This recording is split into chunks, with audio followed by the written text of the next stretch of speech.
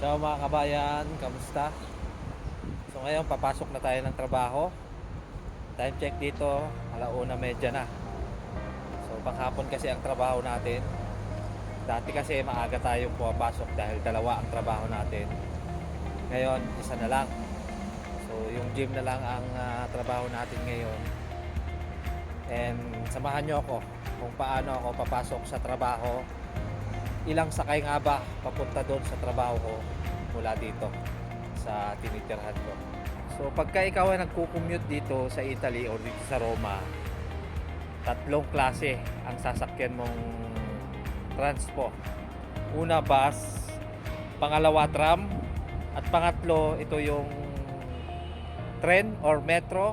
Ito yung subway sa ilalim at meron din naman yung nasa itaas.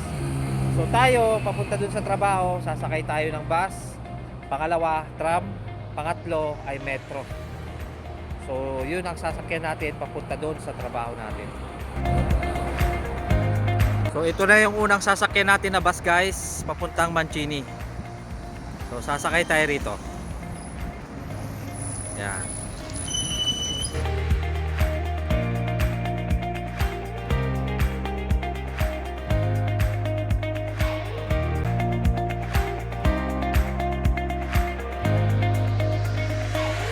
So yun, pababa na tayo guys.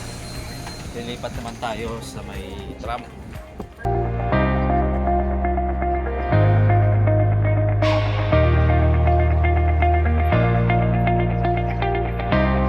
Ito naman yung sasakyan natin guys, yan, tram.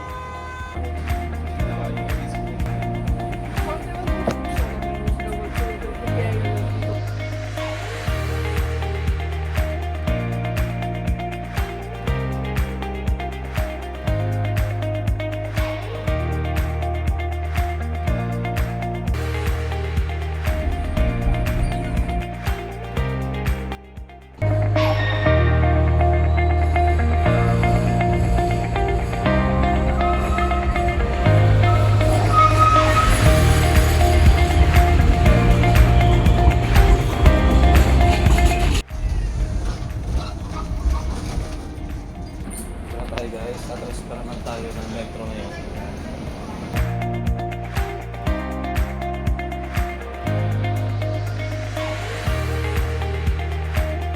Tapos natin sa tram, transfer naman tayo sa metro or sa tren. Subway yun guys, sa ilalim. So doon naman tayo sasakay ngayon. So ito na yung huling sasakyan natin papuntang trabaho. Dito na yung mga tourist spot na pasyalan ng mga turista rito. So dito na yung simula o dito na yung start ng mga tourist spot. So malapit na tayo sa mga tourist spot dito. Pero ngayon, hindi naman tayo tourist, magtatrabaho tayo. So tatransfer lang tayo ng metro. So ito na yung metro guys, papasok na tayo. So papunta to sa ilalim, subway. So ito na. Papasok na tayo guys. Kaya makikita nyo yung mga pasahero.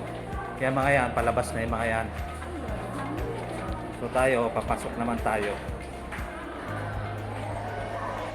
So may problema tayo guys. Wala na palang load yung balyeto natin o yung card. So ngayon, maglo-load muna tayo dahil hindi tayo makakapasok sa metro pagka walang load dito. So maglo-load muna tayo. So, nakalimutan ko. June na pala ngayon, palit na pala ng buwan. So ito kasi nag-i-expired pagka nagpalit na ng buwan. Yeah. Hindi yun yung araw na niload mo. So nagka-count ito from first day of the month. And then mag-expire siya pagka nagpalit na ng buwan. So ngayon maglo-load muna tayo. So dito tayo maglo-load guys sa may Tabaki. Yan, Tabaki. So ito ay 35 euro ang load nito. Yun no? Senyora. Rika. Ito.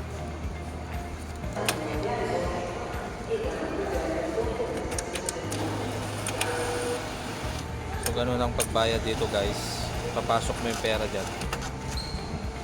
Tapos kukunin mo yung sukli. So 35 euro. So yun guys, nakapag-load na tayo. 35 euro yan. Isang buwan na yun. Nagagamitin natin. So unlimited na yun sa bus, sa tren, sa tram, so lahat ng transport ito sa within Roma lang. So ito na yon, 35 euro isang buwan.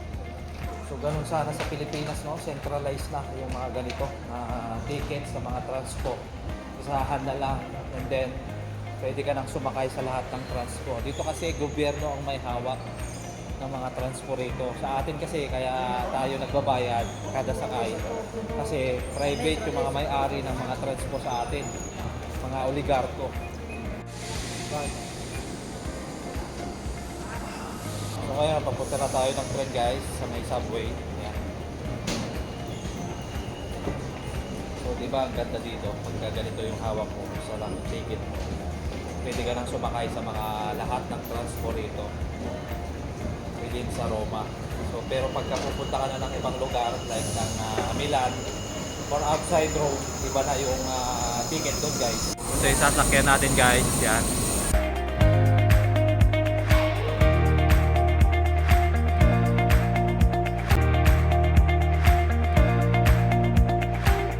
So yun guys, kabababa natin ng metro. So ngayon naglalakad naman tayo papunta dun sa trabaho natin.